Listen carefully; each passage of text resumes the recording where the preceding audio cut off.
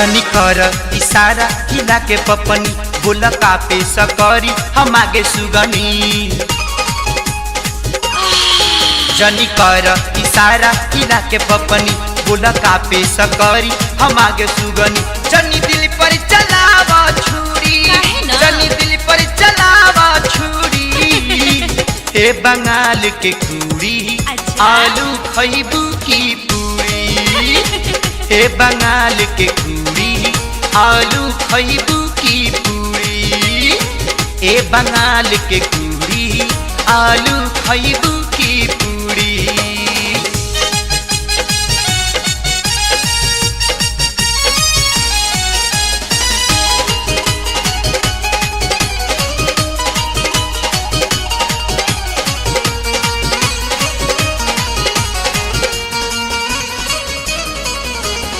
ऐलू बिहार में गर्दा करे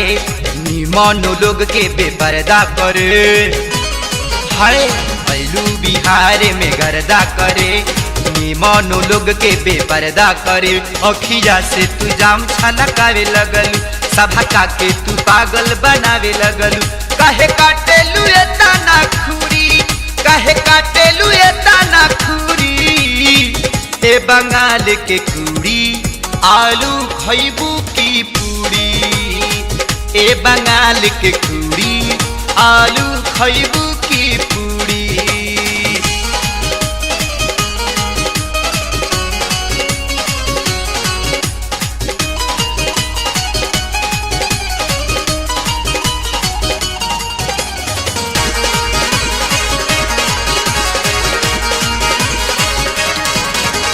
काहे सुखल बाड़ी ए हमर जान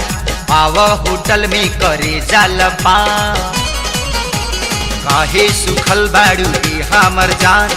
आवा होटल में करे जलपान चौमिन खैबू की समोसा बोला इडली खैबू की डोसा काहे राखेलू एता ना दूरी काहे राखेलू एता ना दूरी ए बंगाल के कुड़ी आलू खैबू की पूरी ए बंगाल के कुड़ी आलू खैबू की पूरी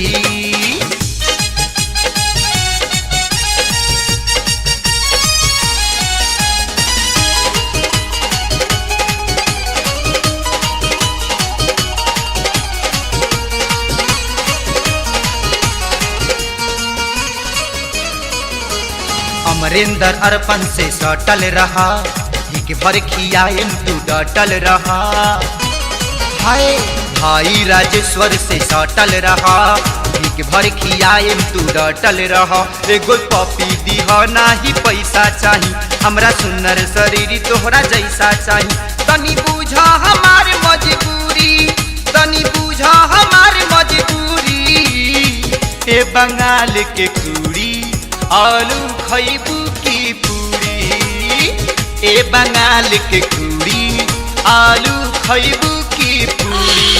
जनी कर इशारा हिला के पपनी बोला का पे सकरी हम आगे सुगनी जनी दिल पर चलावा छुरी जनी दिल पर चलावा छुरी ए बंगाल के कुड़ी